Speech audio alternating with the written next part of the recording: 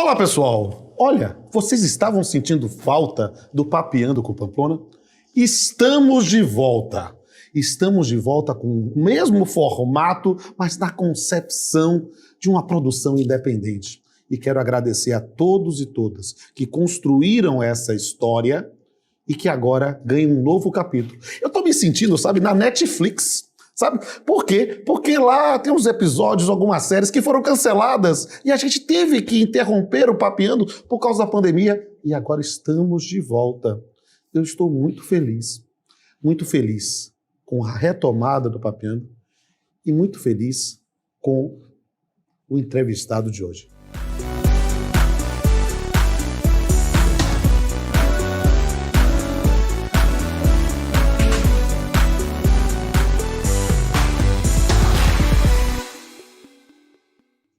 Senhoras e senhores, com vocês, Fred Didier.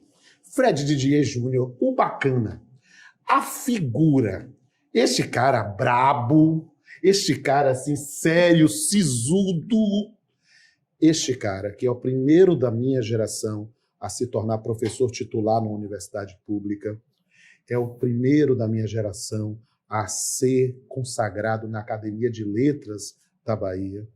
É mestre, doutor, livre-docente, autor de obras respeitadíssimas do direito processual, foi meu vice-presidente na Academia de Letras Jurídicas da Bahia. Ele é mais do que isso, ele foi meu calouro e é meu amigo há tanto tempo que eu posso dizer que poucas pessoas me conhecem tão bem quanto Fred Didier. Quero apresentar a vocês esse meu parceiro, esse meu amigo, esse meu irmão, esse meu confidente. Fred, que bom te receber finalmente no Papeando com Pamplona. Finalmente. Mas você sabe que não foi A gente sabe. Não foi porque eu não queria. Desde a primeira temporada. Eu estava batendo papo aqui nos bastidores com o Fred e dizendo que uma das coisas que mais me motivava a fazer o Papeando foi a constatação que o Papeando era a minha cara. E essa minha cara foi porque ele disse algo, um dos nossos almoços. Eu vou dizer isso pro pessoal. Todo ano a gente tem um momento que a gente almoça ou janta para fazer uma retrospectiva do ano. A gente conversa. Ele realmente sabe tudo da minha vida. E num desses, acho que nos primeiros almoços, a gente conversando, ele disse, olha, o Papeando é uma grande sacada, porque você traz profundidade e leveza. Porque no nosso mundo jurídico tem muita profundidade e às vezes é muito chato. Às vezes tem leveza demais e aí falta conteúdo. E hoje eu estou entrevistando uma das grandes figuras do conteúdo do Brasil e que conhece o Papeando desde o nascedor. Vamos papear, Fred? Vamos, estou à sua disposição. Vamos papear. E, gente, a gente eu vai gosto de conversar. Vamos bater um papo aqui sobre um tema que é a cara de Fred. Negócio jurídico processual. Né? Esse tema que foi inserido no Código de Processo Civil de 2015, no qual ele atuou como assessor nessa atuação, nessa consultoria, nessa atividade. E a gente quer bater um papo sobre isso, um tema profundo, que normalmente é árido, ou pode ser árido, a depender de quem sim. E hoje a gente vai conversar no Papeando sobre o negócio jurídico processual. Explica para o povo aqui, Fred, o que é negócio jurídico processual? Vamos lá. Pergunta muito boa, sim, pergunta fundamental, né? Pergunta muito boa. Primeiro, para a gente entender o que é um negócio jurídico processual, a gente tem que saber o que é um negócio jurídico, né? Porque o negócio jurídico processual é um negócio jurídico.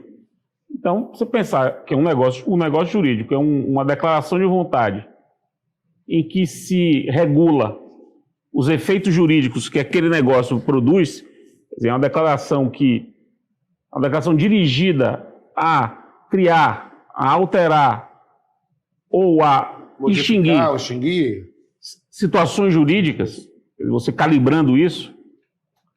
Então, isso é um negócio jurídico. Sim.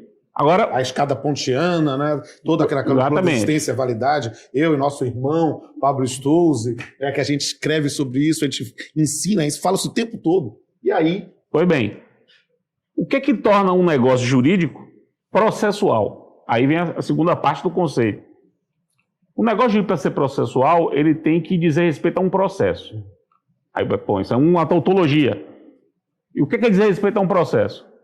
Perceba, um processo, ele é uma realidade que deve ser vista sob duas perspectivas. A primeira perspectiva, o processo é um conjunto de atos.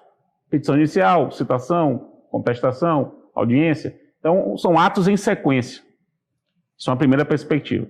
Numa segunda perspectiva, o processo é um conjunto de situações jurídicas que decorrem desses atos. Então, o dever de julgar, o direito de recorrer, o ônus de impugnar. Perceba, direito, ônus, dever, são situações jurídicas. Essas situações jurídicas, elas decorrem desses atos. Quando você junta um conjunto de atos e um conjunto de situações jurídicas que decorrem desses atos, esse bolo, esse novelo, se chama processo. Pois bem, o negócio jurídico ele é processual quando ele disser respeito aos atos do processo ou às situações jurídicas processuais. Todo negócio que tem por objeto interferir na forma, na ordem ou da própria existência de atos processuais, ou que vise criar, alterar ou extinguir situações jurídicas processuais, é um negócio processual. E para deixar esse conceito mais próximo, né? Perceba, pense num jogo. Uma coisa é você fazer um negócio para decidir quem vai ganhar. Perceba, é um negócio para dizer qual é o resultado da partida. Uma outra coisa é você fazer um negócio para dizer como se jogará.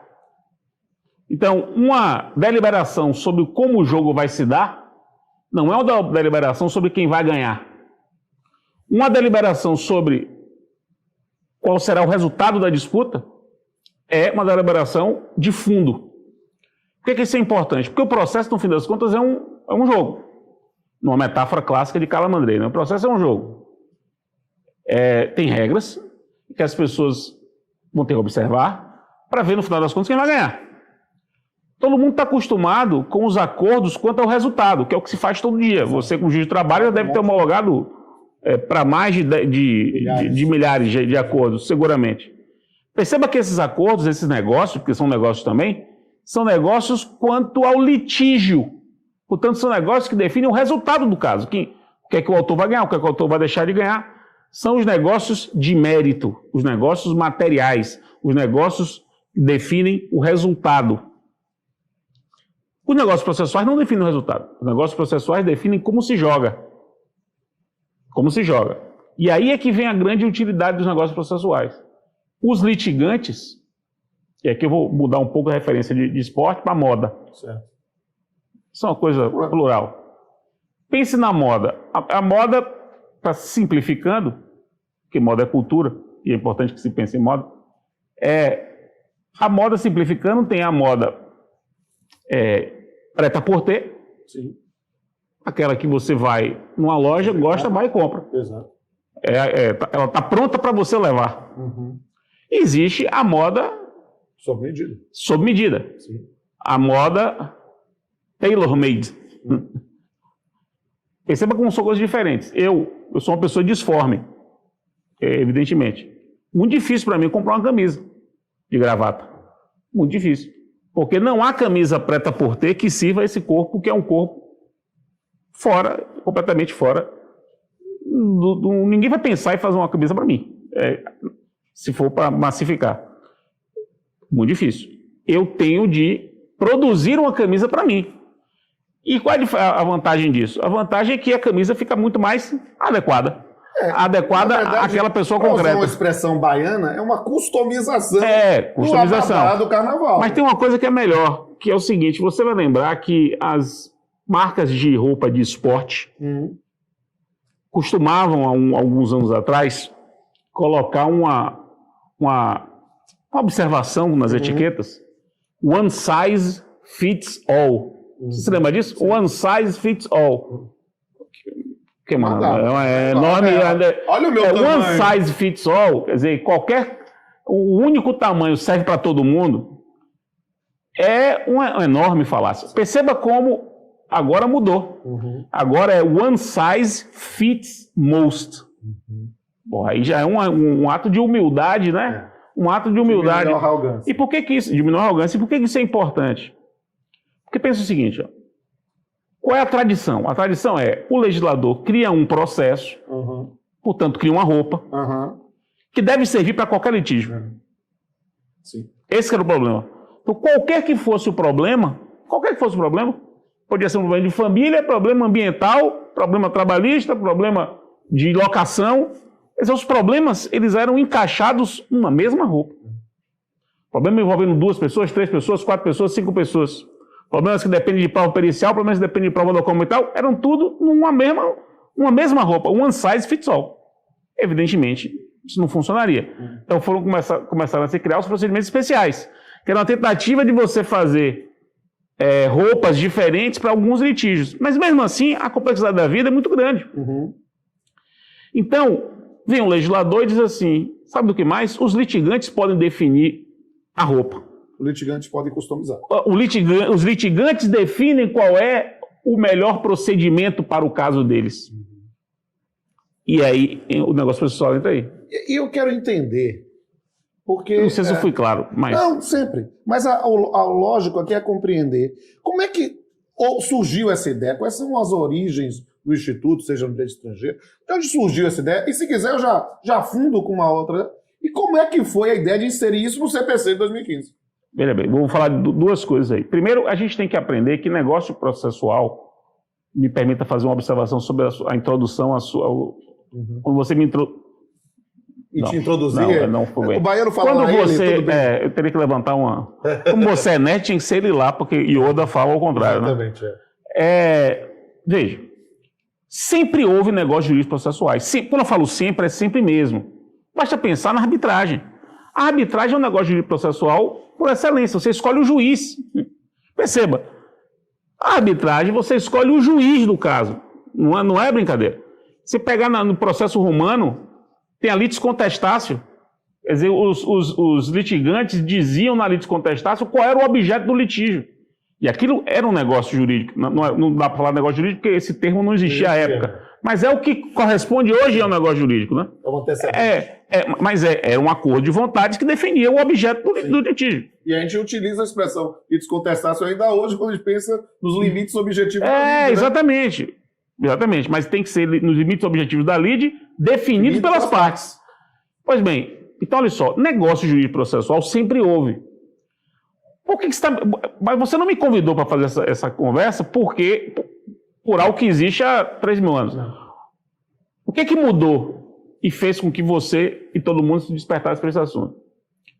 É que o legislador brasileiro de 2015, ele, pela primeira vez na história, ele criou uma cláusula geral de negociação processual.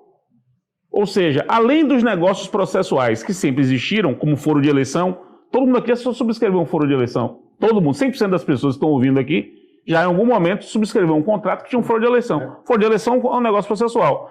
Mas é um negócio processual típico, regulado pela lei, previsto pela lei típico. Então, os negócios processuais típicos sempre existiram. O que o legislador fez em 2015 foi criar uma cláusula geral que permite que as pessoas agora criem negócios processuais atípicos. E aí, Rodolfo, vamos lá. Essa previsão é inédita no mundo. Não é o Instituto que é inédito. O Instituto existe em vários lugares. Mas a previsão de uma cláusula geral legal, que dê essa abertura observem bem, inédito no mundo. Ela é disparadamente, olha só, eu vou repetir o advérbio, disparadamente o dispositivo do CPC de 2015 que mais foi citado pelas leis posteriores ao CPC. Porque leis posteriores ao CPC, que vão melhorando o sistema processual brasileiro, dialogam muito com o CPC. E o 190, que é o artigo do Código que cuida disso, foi o dispositivo mais referido, foi o que mais impactou. Lei de liberdade econômica mencionou, a nova lei de falência e recuperação judicial mencionou, portarias da Procuradoria da Fazenda Nacional expressamente mencionaram, fora, o que não mencionou, mas se inspirou, pacote anticrime, expressamente menciona os negócios processuais, usando do termo que foi generalizado por conta do Código, lei da transação tributária, o anteprojeto do Código de Processo Civil argentino copia o nosso 190 e disse isso. O projeto de reforma do CPC peruano pega o nosso 190 e disse isso. O professor Louis Cadier, que é professor da Sorbonne e foi o penúltimo presidente da Associação Mundial de Processo, a IAPL, Associação Internacional de Direito Processual, que é um sujeito que estuda contratos processuais e tinha escrito, ele tem um texto que ele diz assim: é inacreditável o que o Brasil fez. Inacreditável o que o Brasil fez. Não há nada parecido no mundo. No mundo. Quer dizer, é um dispositivo impressionante, é o dispositivo que com maior potencial de transformar o direito processual, porque ele muda o modo de se compreender o direito processual. E veja, ele existe e funciona. Funciona bastante. Demais. Eu advogo bastante em, por exemplo, tutela coletiva, e não há termo de ajustamento de conduta, pelo menos não que eu conheça, que não tem negócios processuais. Não há, simplesmente não há. Não há acordo que eu celebre hoje em dia para resolver problema, resolver um litígio, que já não defina ou já não melhore a futura execução daquele acordo. Então a gente já organiza a execução do acordo. Isso para o processo de trabalho é muito importante, Rodolfo. Eu queria dizer justamente isso. Porque há uma resistência, que eu acho que é ideológica, às vezes, no Tribunal Superior do Trabalho, para aceitar o negócio de processual, talvez por uma visão que merece ser aperfeiçoada sobre a noção de vulnerabilidade. Mas eu confesso que na condição de magistrado, eu estou na magistratura desde 95, eu direto, e nesse período de pandemia, fazendo audiência, e aí sem saber se às vezes os corregedores vão respaldar, fazer uma conclusão de um processo em secretaria, ou se eu preciso fazer uma audiência para fazer. Então, como cada um às vezes tem uma visão, eu coloco sempre, eu digo, vamos combinar, pode fazer conclusão, mas eu vou colocar na ata que vocês estão concordando, e eu vou colocar aqui em negócio jurídico processual, beleza? Beleza. Perceba, eu confesso que na condição de magistrado eu me respaldo muito mais para evitar uma nulidade quando verifico que as partes informam isso. Então, isso é algo que permite uma adaptação do processo. Rodolfo, me permita só responder a pergunta que você tinha me feito. A origem do 190 do CPC.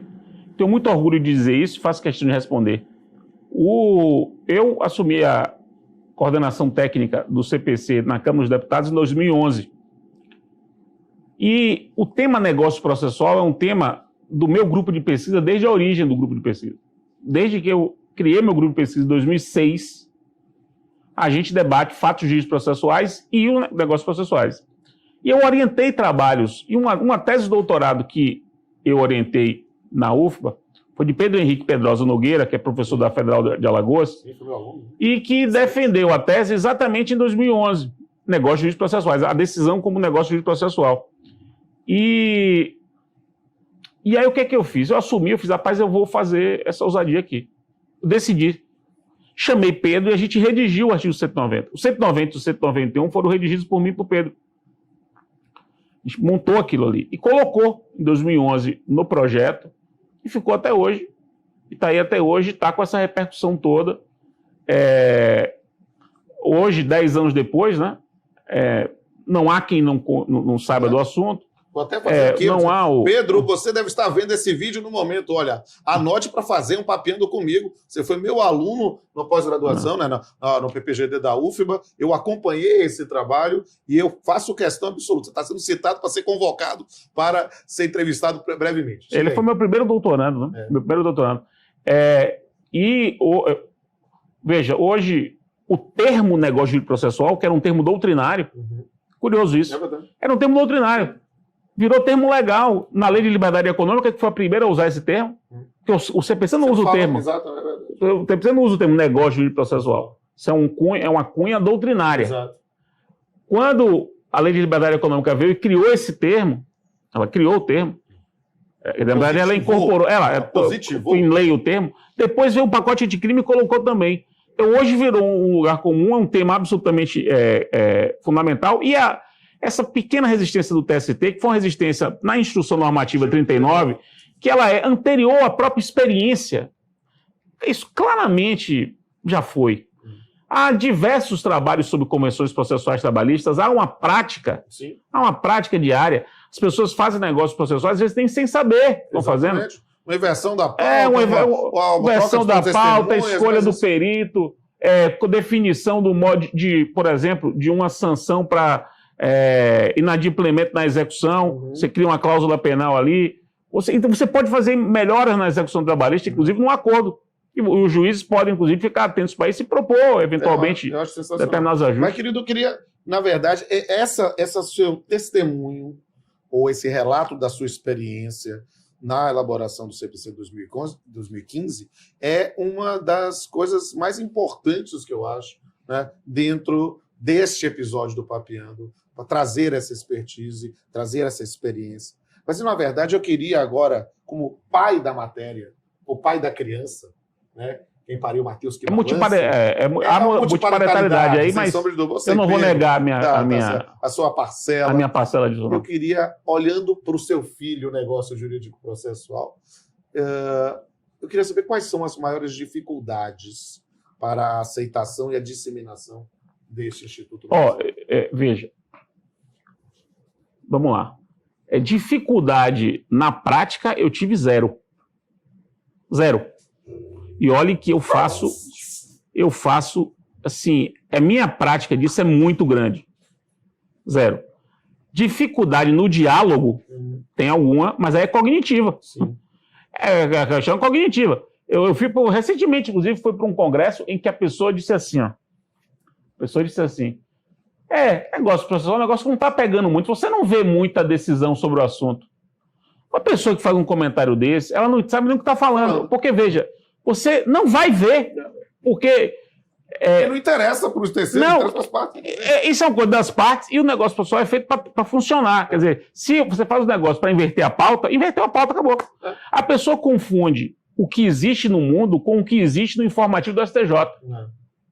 Isso é de uma ignorância do fenômeno jurídico muito grande. Você ignora o fenômeno jurídico. Tem alguns fenômenos aí que são muito comuns na área do direito. É o que eu chamo de nostalgia da doutrina superada, saudade da legislação revogada. O indivíduo não está acostumado com o instituto, porque ele ainda não se aprofundou, ele começa a achar que todo mundo é igual a ele. E aí começa a dizer, isso não pega. Não pega porque você não utilizou a cara pálida. Mas ela é utilizada o tempo todo. Sabe o que é que falta para as pessoas? Mas isso é para as pessoas de um modo geral, não é só para a pessoa do direito. Olhos de ver. Olhos de ver. Você precisa ter olhos de ver. As coisas acontecem e você, que não tem olhos de ver, não vê as coisas acontecendo e você pensa que o mundo é o que você vê do mundo. Espero que essas e o mundo encontrem muito mais plural do que você vê. A espada de Lion dos Thundercats e consigam ter porque existe um elemento de reacionarismo nisso. Existe. Mas existe um elemento de simples ignorância, de imaginar que o que existe no direito é o que existe na jurisprudência do STJ. É a pessoa que estuda processo imaginando o seguinte, processo ou questão processual interessante é aquilo que gera polêmica no STJ. Não, o processo é muito mais coisa além disso. Muito mais coisa além disso. Agora, há um elemento reacionário intelectual, sim. Mas aí, me perdoe, Rodolfo, me perdoe não, porque você vai gostar disso, mas não é apenas uma frase bonita de se botar em camisa, mas o novo sempre vem. Eu sei que frase de Belchior é frase de botar em camisa, botar atrás de churrasqueira. Mas o novo é verdade. Agora, o novo sempre vem devia ser um mantra das pessoas. E aquela velha roupa que antes servia, hoje não serve mais. E Fred... Também Belchior. O novo sempre vem. E é preciso ter olhos de ver. E dentro dessa ideia, eu preciso lembrar que você é um dos idealizadores de fundo do Papeando. O Papeando não é só eu. O Papeando não é só nós dois. Tem uma plateia que está doida para fazer perguntas para você. E daqui a pouco a gente volta. Oi, professor. Eu me chamo Aisha. Gostaria de saber as semelhanças e diferenças entre o negócio jurídico processual e a arbitragem. Aisha. Veja, a arbitragem é um exemplo de negócio jurídico processual. Então, a relação entre arbitragem e negócio jurídico processual é uma relação gênero e espécie. E aí, Isha, uma pergunta muito interessante essa que você fez, e um amigo nosso, Rodrigo Mazei, fica brincando às vezes, olha, talvez o negócio processual seja a arbitragem de pobre, porque a arbitragem é o pessoal mais chique, que bota Fred de árbitro, e o negócio processual lá para o juiz, para a Pamplona, lá resolver. Mas, na verdade, é simplesmente a compreensão do exercício da autonomia da vontade para a seara processual. Doutor, me chamo Bianca. O que não pode ser objeto jurídico de negócio processual? Boa pergunta, Bianca. Essa é a pergunta do milhão, né? É a pergunta mais difícil. Porque, como toda cláusula geral, isso vale para qualquer cláusula geral, definir os limites da sua concretização é a tarefa a ser cumprida, mas é uma tarefa permanente. Existem várias diretrizes. Várias diretrizes. A primeira delas é, na dúvida, pode. Na dúvida, estou em dúvida se pode ou não pode, pode. Isso tem até nome em latim para isso. In dubio pro libertate. Então, se tem nome em latim é porque é bom. Tem nome em latim é porque é bom. Mas aí tem outras coisas que são mais também do outro lado da coisa, né? Ninguém vai aceitar um negócio processual para a pessoa submeter a um depoimento sobre tortura. Isso é uma coisa evidente. Então, é um outro exemplo extremado para mostrar que é fácil você perceber quando não pode. O não pode se revela muito facilmente. Agora, há zonas cinzentas. Vou pegar essa pergunta de Bianca, que foi muito boa, né? Porque parece-nos que tem que perceber que os limites do exercício da autonomia da vontade não estão relacionados a quem vai exercitar. Eu sou juiz. Eu tenho que participar do negócio jurídico processual para pensar, por exemplo, na extensão de um prazo para mim, porque essa é uma questão interessante. O meu prazo para julgar está estabelecido em lei, e dentro dessas circunstâncias podem as partes estabelecer, ou um prazo para recurso contra a minha decisão, em que o tribunal não faz parte desse negócio jurídico processual, ele recebe. Você acha que pode? Eu quero saber, eu estou aprendendo. Não, vamos lá. Então vamos por partes aí. Sem trocadilho, né? Só para arrematar. A dificuldade comum que quase sempre ocorre fica nas questões na zona cinzenta. Um exemplo de zona cinzenta. Pode acordo para tornar o processo sigiloso? Veja, isso é uma zona cinzenta. Por quê? Porque, a princípio, isso não parece ser ilícito. Mas, de outro lado, a publicidade, que no fim das contas é o que está sendo negociado, não é um bem das partes, né? O processo é público, não é para as partes. Então, eu posso negociar com o que não me diz respeito. E aí eu pego esse gancho para responder a sua pergunta.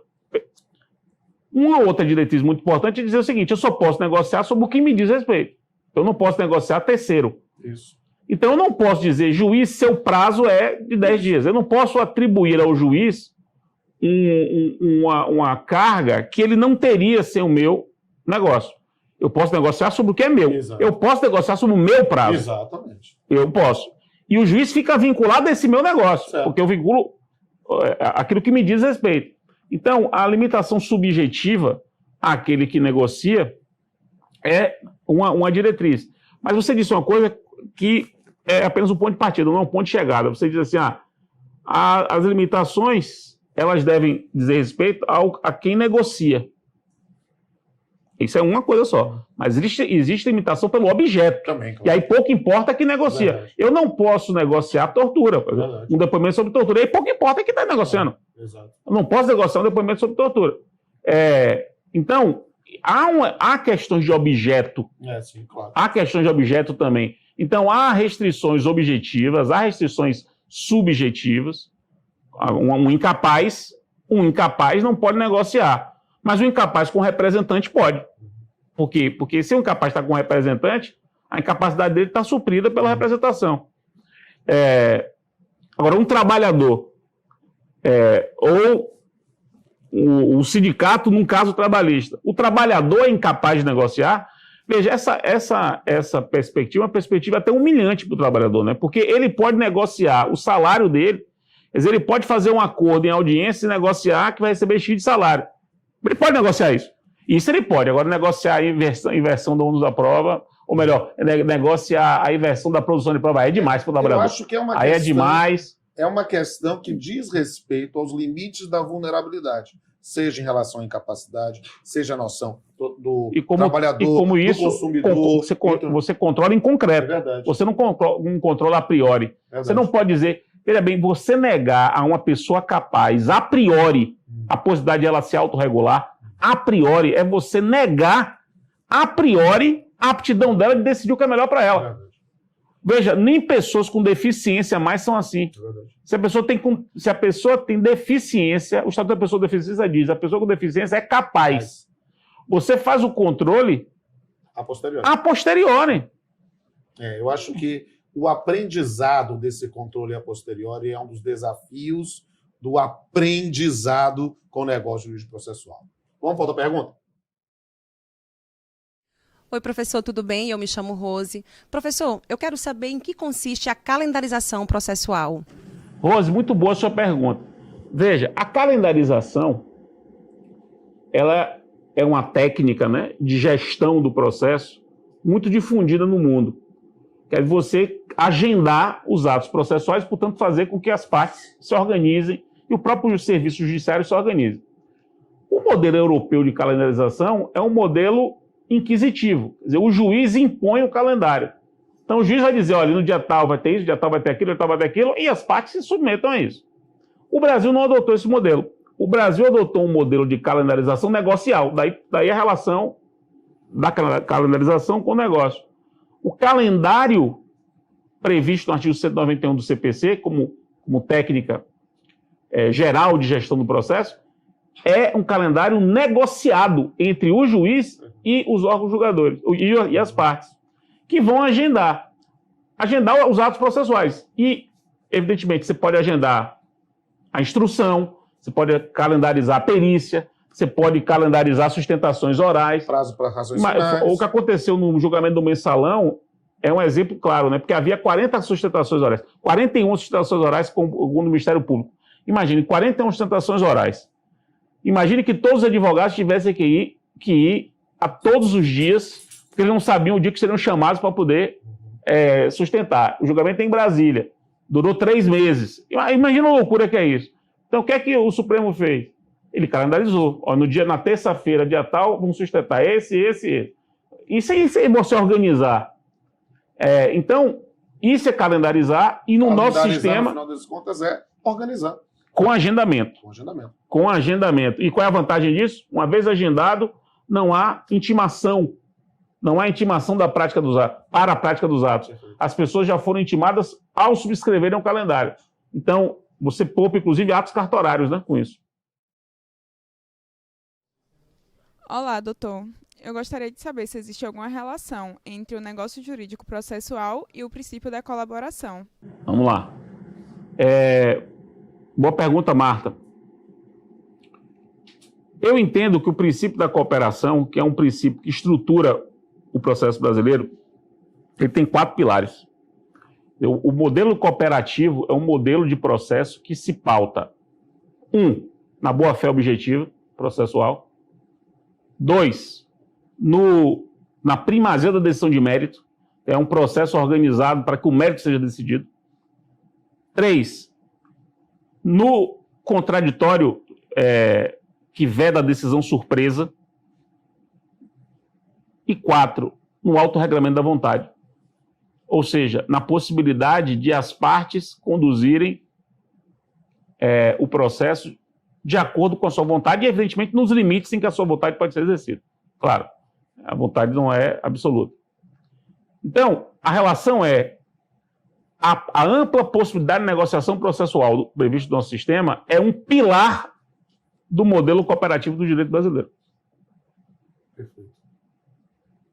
Eu acho que essa ideia é sensacional. E eu preciso arrematar, Fred. E eu preciso pensar no princípio da colaboração. Por quê? Porque eu estou realizando um sonho de te entrevistar no Papeando.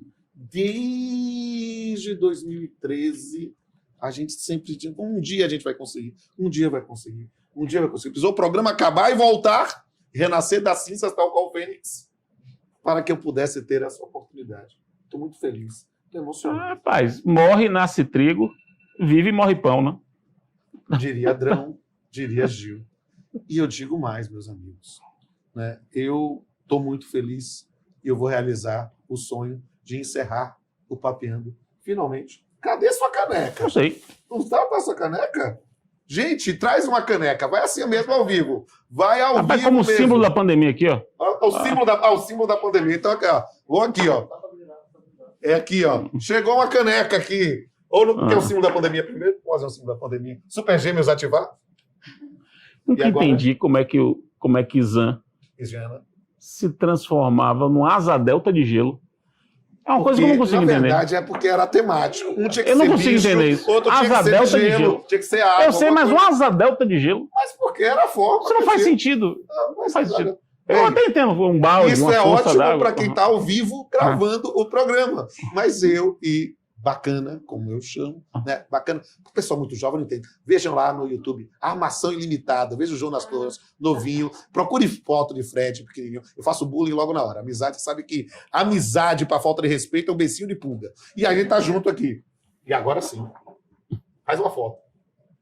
Que bom, querido. Tentou tirar uma foto? Tira aqui a foto, ó. Tudo ao vivo. Porque eu tô querendo dizer a todos que eu estou muito feliz e quero ter que beber e dizer que a gente vai encerrar mais esse episódio novamente trazendo uma visão poética sobre o tema Hoje Trabalhado. Até a próxima. O combinado. O combinado é o esperado. O combinado não é surpresa, pois o combinado põe as cartas na mesa. O combinado não se impõe, pois quem combina de verdade só quer realizar a sua vontade. O combinado não deve doer, pois já se sabe o que deve ceder para poder realizar o que se pretende realmente concretizar. O combinado tem o preço que se aceitou. O combinado não é caro, nem barato, seja na vida ou no processo. O combinado é a certeza de que se pode crer na palavra alheia. O combinado é a prova inequívoca de que se pode cogitar seriamente em ser civilizado. Até a próxima.